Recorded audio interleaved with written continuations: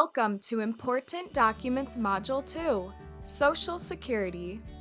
A Social Security number, or SSN, is a unique 9-digit number that is assigned to all U.S. citizens and eligible U.S. residents by the government.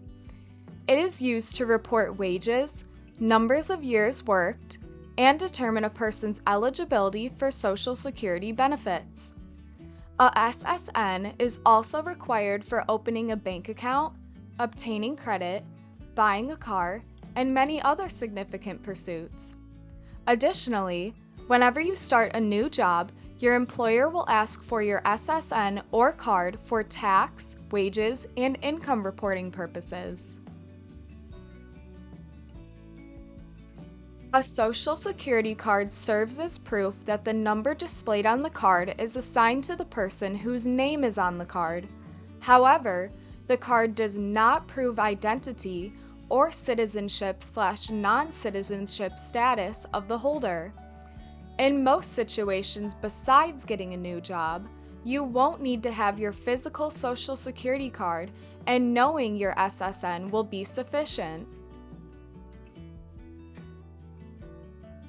You've probably heard this before, but your SSN should only be shared in certain situations, and you should not give it to anyone without careful consideration. If the wrong person gets a hold of your SSN, they can use it to find other personal information about you and severely damage your credit. Identity theft is one of the fastest growing crimes in the U.S., so be very careful. If you were born in the United States, your parents most likely applied for a SSN for you while filling out your birth certificate application. If you were not born in the U.S. and became a citizen later on, there is no need to apply for a SSN or card. The government automatically assigns you a number and issues you a card after citizenship is established. The only situation in which you would need to apply for a SSN for yourself would be if you were moving to the United States for work, school, or other temporary purposes.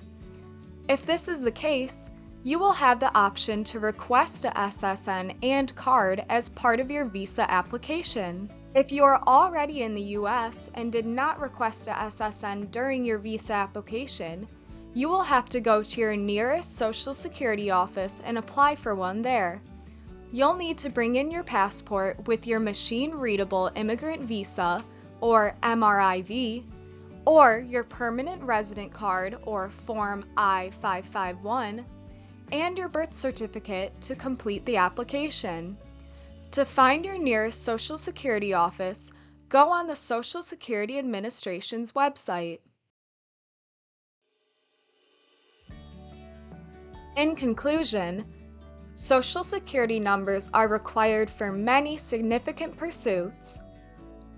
Remember to keep your Social Security number a secret and only share it after careful consideration.